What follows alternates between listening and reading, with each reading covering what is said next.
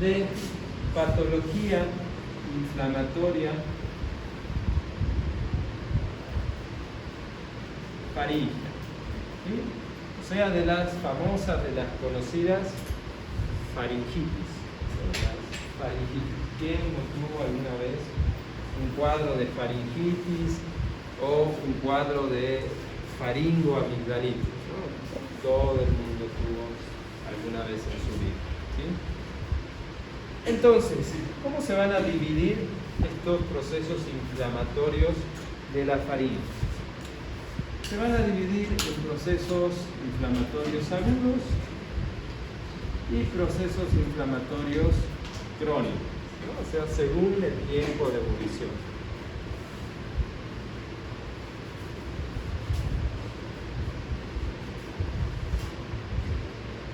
Hasta 12 semanas se considera agudo, pasado las 12 semanas o 3 meses se considera crónico. En algunos libros está hasta las 3 o 4 semanas agudo, de las 3 semanas a las 12 semanas subagudo y pasado las 12 semanas está como crónico.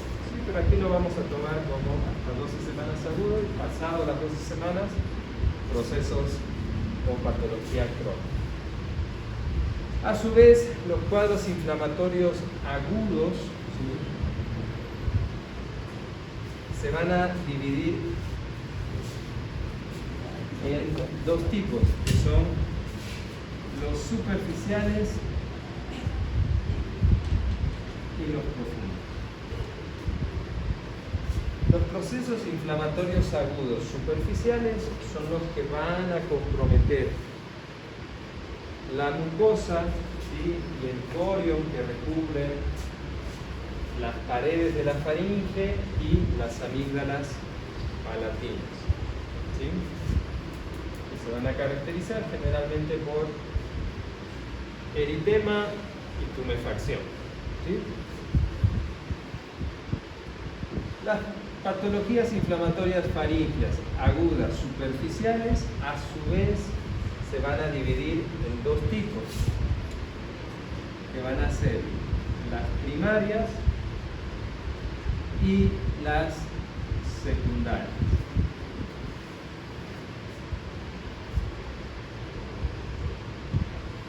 ¿A qué se refiere con primarias? Se refiere a primarias cuando la causa de origen de la patología inflamatoria superficial está a nivel de la orofaringe, a nivel de las fauces, ¿sí? Empieza ahí. ¿Y a qué se refiere con las de causa secundaria? Quiere decir que son una manifestación de otra enfermedad sistémica o de otra afectación, de enfermedad que afecta de forma general al organismo, ¿sí? Bien. Entonces, cuando hablamos de patología inflamatoria faríngea aguda, superficial, primaria, vamos a tener los siguientes tipos. Vamos a hacerlo aquí abajo, ¿sí? Tenemos las eritematosas, tenemos las eritematocultáceas, tenemos las pseudomembranosas, tenemos las ulceronecróticas y tenemos las vesiculosas. Y entonces cada una de estas pertenecen al grupo de las primarias, ¿sí?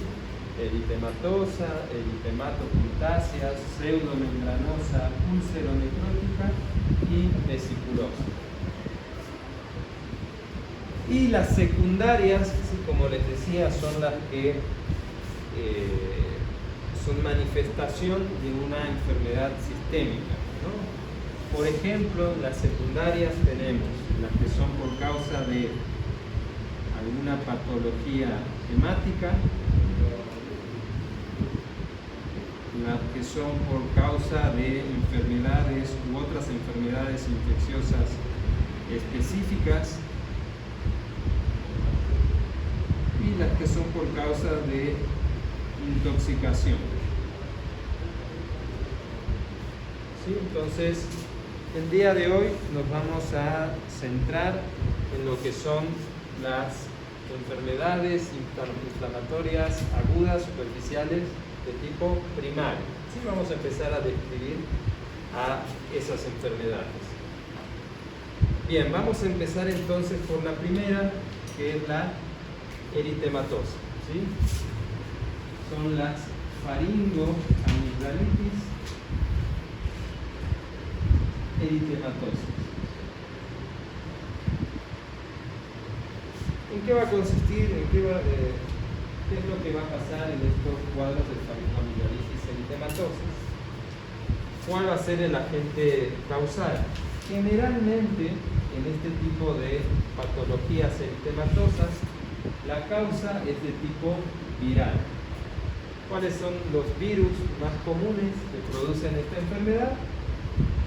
Los rinovirus, ¿sí?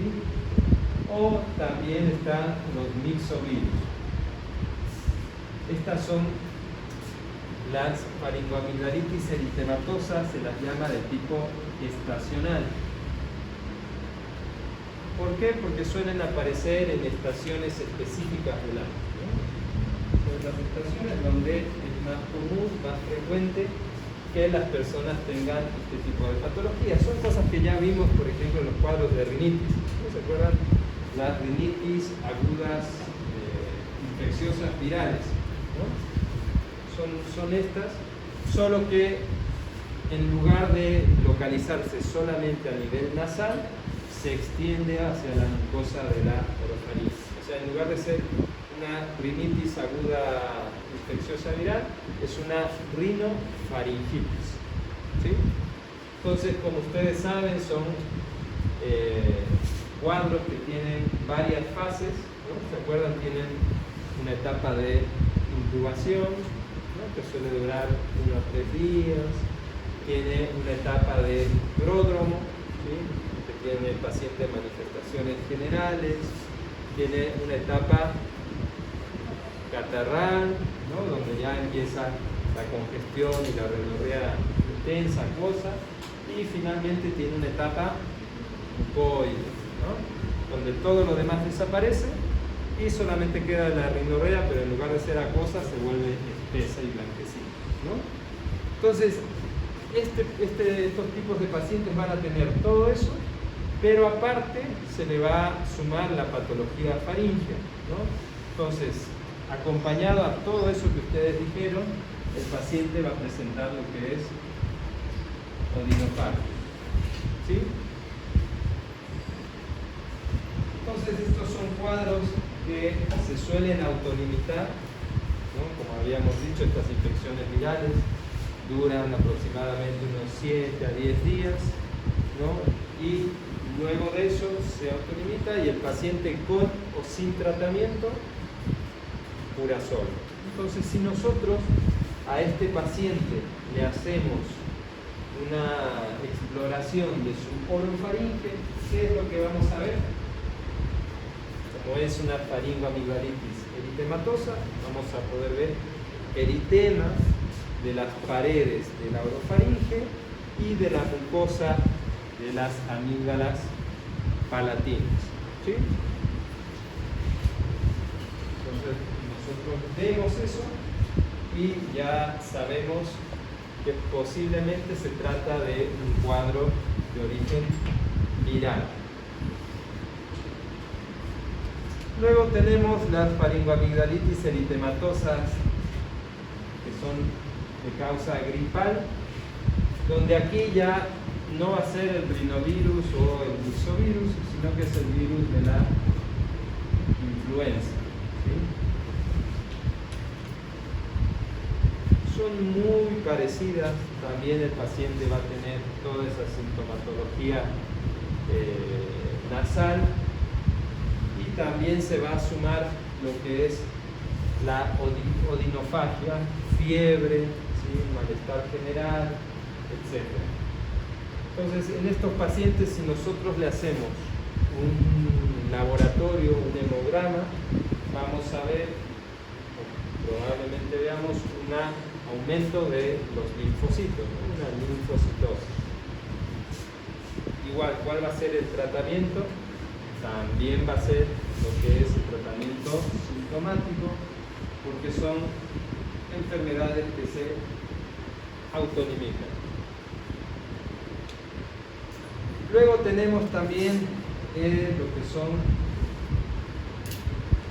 las faringoamigdalitis eritematosas por adenovirus. ¿Cuál va a ser la diferencia de la infección por adenovirus con los otros virus de faringoamigdalitis eritematopuntácea?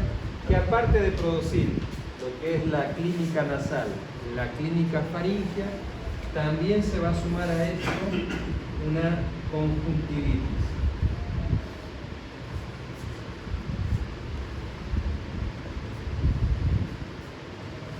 Por eso se va a caracterizar la infección por este virus, porque aparte de toda esa sintomatología nasal y faríngea, se va a sumar una conjuntivitis. Y el adenovirus va a ser un microorganismo que va a permanecer latente en niños, ¿sí?, en lo que son las adenoides. Entonces pueden producir infecciones recurrentes cada cierto tiempo, ¿no?, donde el paciente tiene la clínica de conjuntivitis, rinitis y faringitis, pasa, el virus permanece latente en las adenoides y pasado unos meses puede volver a tener el mismo cuadro por el mismo microorganismo. Y otro tipo de faringoamigdalitis eritematosa son las de causa bacteriana. ¿Cuál es la bacteria que más frecuentemente va a producir este tipo de faringoamigdalitis? Streptococo beta hemolítico del grupo A, que es el Streptococo pyogenes, ¿sí? Entonces, a diferencia de los demás cuadros de causa viral, las faringoamigdalitis eritematosas de causa bacteriana no van a producir tanta clínica, tantas manifestaciones a nivel nasal, no va a tener tanta congestión, tanta rinorrea, sino que la principal manifestación va a ser odino-disfagia, ¿sí? O sea, dolor de garganta y dificultad o molestias para deglutir. Y esta es una odinodisfagia que va a ser de inicio súbito, ¿sí?, va a ser intensa, mucho más intensa que en los cuadros virales, se va a acompañar también de fiebre, malestar general y puede tener también adenopatías a nivel submandibular, ¿sí? Si nosotros le hacemos una inspección a nuestro paciente de esa orofaringe, ¿no?, vamos a ver cómo hay afectación de lo que son las amígdalas palatinas, los pilares amigdalinos, y aparte de esas zonas que van a estar afectadas, también puede extenderse la inflamación hacia lo que es el velo del paladar y el paladar blando, ¿sí?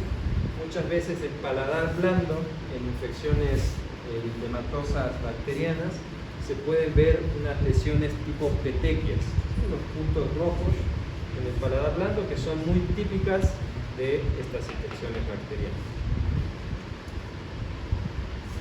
¿Cuál va a ser el tratamiento de estas faringitis o faringoamigdalitis eritematosas bacterianas? Como son de causa bacteriana, el tratamiento es con antibiótico terapia, ¿sí?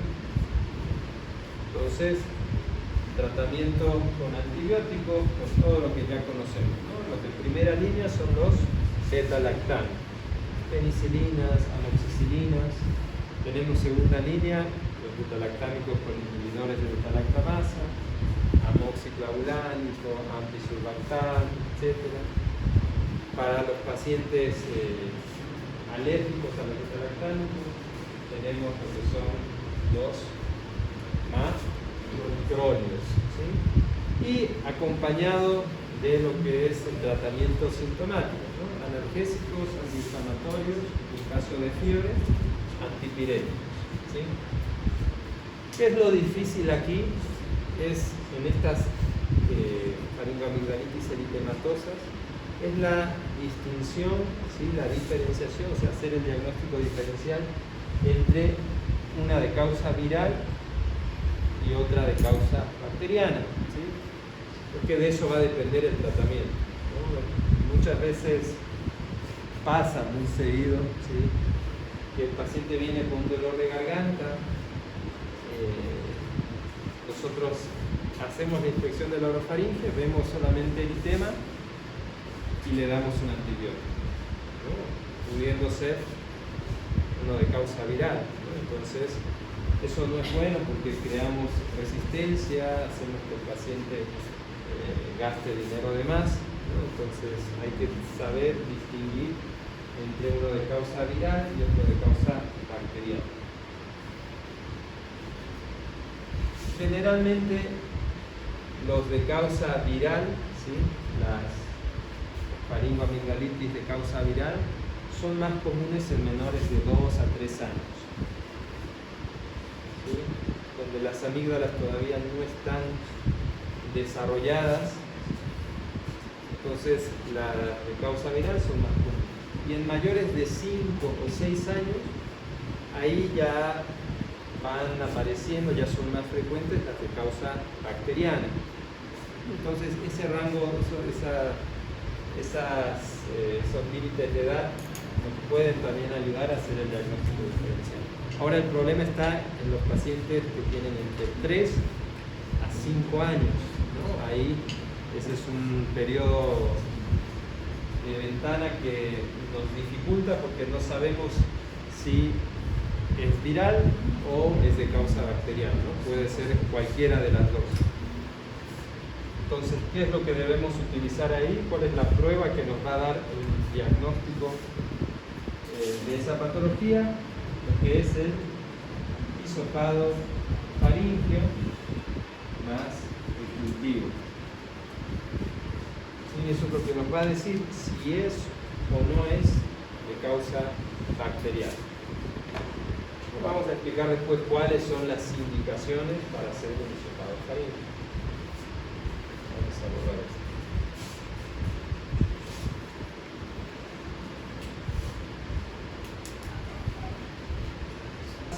Faringoamigdalitis eritematopuntáceas. ¿Sí? Una vez más, ¿cuál va a ser el agente patógeno más común de estas faringoamigdalitis eritematopuntáceas? Es el estreptococo beta hemolítico del grupo A, ¿sí? Un 90% de este tipo de faringoamigdalitis son causadas por estreptococo beta hemolítico del grupo A. Otras causas que son mucho menos frecuentes puede ser por estafilococo, ¿sí? Puede ser por hemófilos influenzae, ¿sí? Pero con menor frecuencia. La mayoría de los casos son por estreptococo beta hemolítico del grupo A. Entonces, estas faringoamigdalitis eritematopuntáceas van a tener una clínica similar a lo que dijimos en las eritematosas de origen bacteriano, de causa bacteriana, ¿sí? Esa odinodisfagia al inicio súbito, intenso, con fiebre, malestar general, adenopatías submandibulares, ¿sí? Pero a esto se va a sumar cuando nosotros hacemos la inspección de la orofaringe, ¿sí? Lo que es el exudado purulento sobre la superficie de las amígdalas palatinas, ¿sí? Entonces este exudado purulento puede ser de dos tipos. Puede ser puntiforme, o sea, está la superficie de la amígdala y se ven como puntos blancos, digamos que esta es la amígdala, ¿no? Que está en el lecho amigdalino, se ven como puntos blancos, ¿sí? Sobre la superficie de la amígdala palatina, y esta es la faringoamigdalitis de tipo puntácea. Y en ocasiones estos puntos blancos, ¿sí?, forman una sola superficie, una sola mancha, se unen, ¿sí? Se ve el exudado purulento de esa manera, y estas son las faringoamigdalitis lacunares, ¿sí?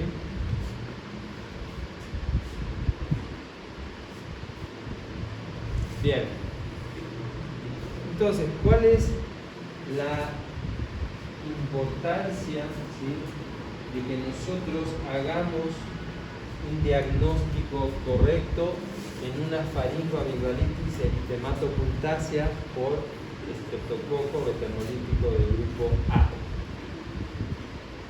¿Por qué creen que hay que hacer un diagnóstico precoz y dar tratamiento lo antes posible?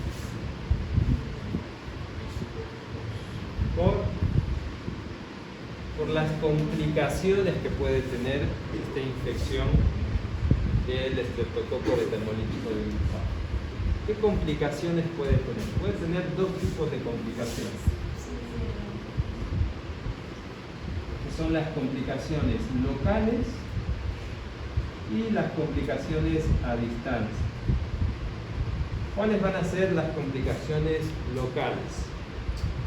Entre las complicaciones locales, las más frecuentes tenemos a lo que es el flemón periamigdalino, se lo vamos a explicar eso cuando hablamos de las faringoamigdalitis agudas profundas.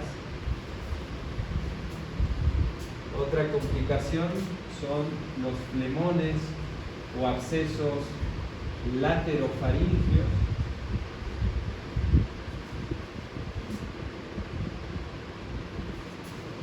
Tenemos también lo que son las otitis medias agudas,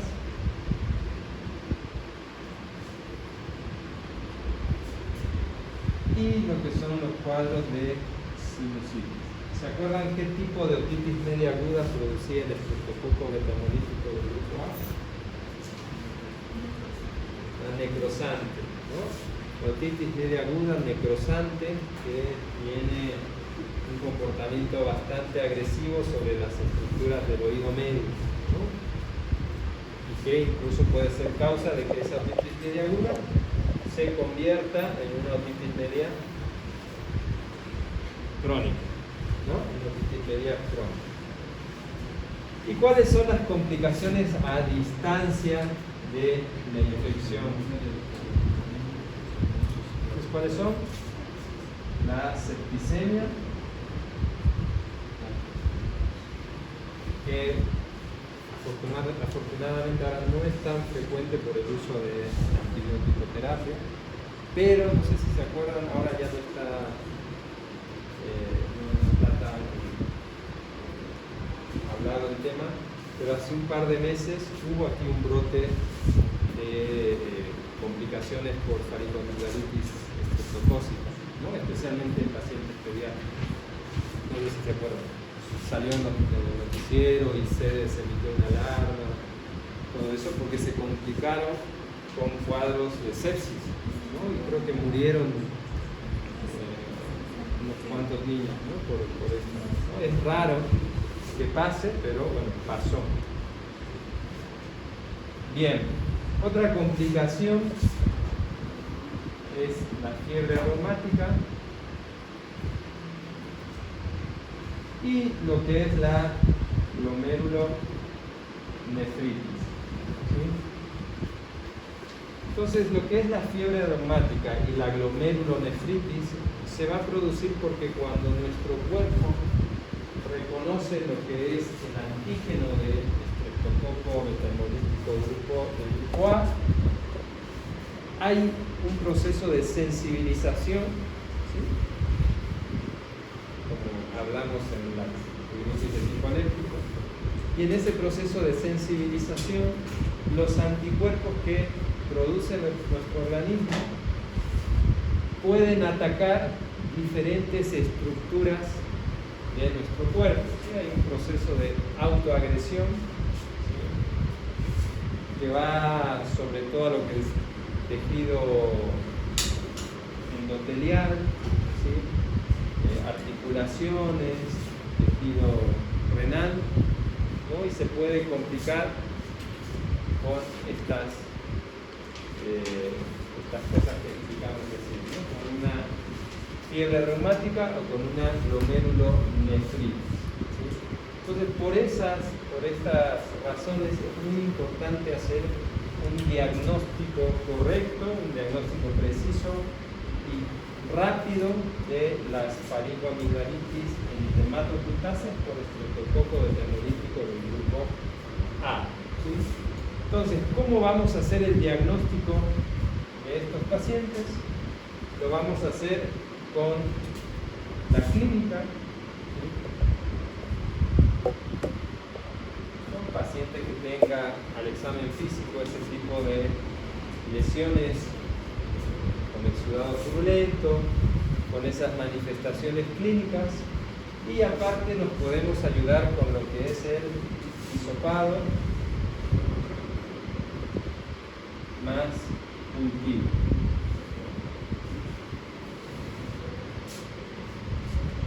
Bien, entonces, ¿en qué situaciones nosotros vamos a hacer un hisopado de fauces? ¿Cuáles son las indicaciones para hacer un hisopado? O hisopamos a todo paciente que viene con dolor de garganta. No. Entonces, las indicaciones para hisopado más cultivo de orofaringe es el paciente con tratamiento correcto, pero que no mejora a pesar de haber recibido ese tratamiento, debemos hisopar. ¿En qué otro cuadro, qué otra situación hisopamos? Paciente inmunodeprimido, ¿sí?, con un cuadro de faringoamigdalitis.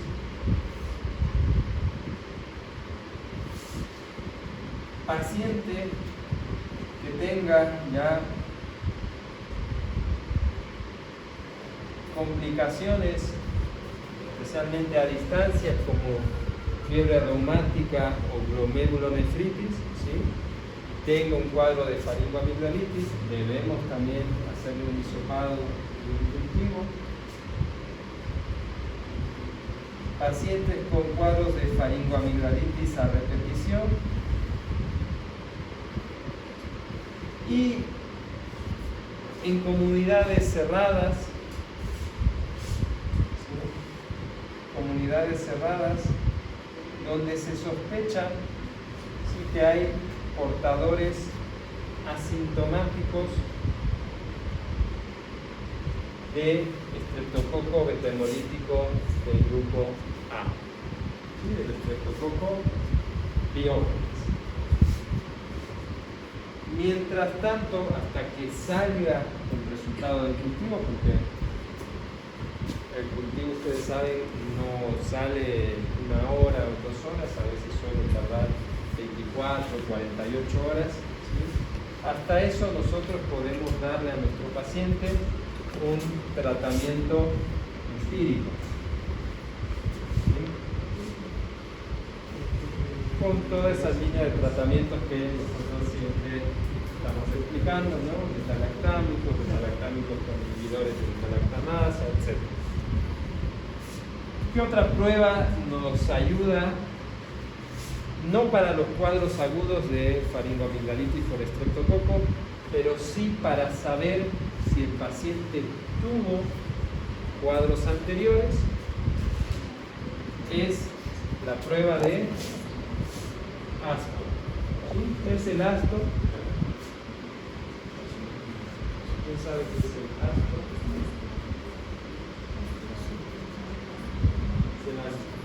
anticuerpo, antistreptolicina O, ¿no? Ese es el ASCO. Entonces, el ASCO no nos va a decir si el paciente tiene en ese momento una infección aguda por estrepto beta-hemolítico, sino nos da un panorama de los últimos 4 meses, ¿no?, en los que el paciente pudo haber tenido una infección por este agente patógeno. ¿Sí? Entonces, ¿cuál va a ser el tratamiento? Una vez que nosotros diagnosticamos la faringoamigdalitis eritemato-funtácea por Streptococcus, ¿cuál va a ser el tratamiento?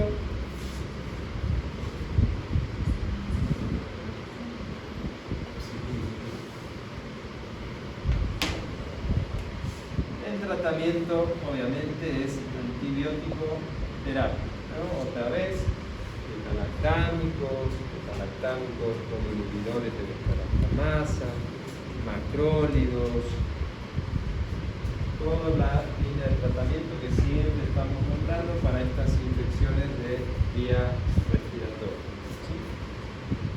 También ayudado con medidas de higiene y prevención, evitar siempre en estas patologías faringias, ¿no? El tema de la dieta es importante que el paciente no irrite más de lo que ya está esa zona, ¿sí? A veces el paciente suele tomar bebidas hirviendo con limón, ¿no?, con la creencia de que eso va a mejorar. Pero imagínense, ustedes tienen una herida o un raspón en el brazo, le echan agua caliente y limón, no creo que lo sientan bonito, ¿no? Les va a doler más, les va a irritar más. Entonces lo mismo pasa con la zona de la orofaringe, ¿no? El tema de la dieta y de los líquidos tibios, ¿sí?, evitan mucho que el dolor, la sintomatología empeore, ¿no? Igualmente se dan analgésicos, ¿no?, AINES, corticoides en casos muy sintomáticos, pero el principal tratamiento son los antibióticos, ¿sí?, la antibiótico-terapia. Entonces, ¿cuánto tiempo tenemos nosotros para darle tratamiento antibiótico al paciente con infección por Streptococcus pyogenes? Tenemos un periodo de 7 a 9 días, ¿sí? Entonces, ese es el tiempo, ¿sí?, que nosotros podemos dar un tratamiento antibiótico adecuado a nuestro paciente con este tipo de infección. Pasado ese tiempo, esos 7 a 9 días, ya empieza el proceso de autoagresión, ¿no?, con las complicaciones, sobre todo a distancia, que nombramos anteriormente. Y por eso es importante, como les decía, hacer un diagnóstico adecuado y lo antes posible. Bien,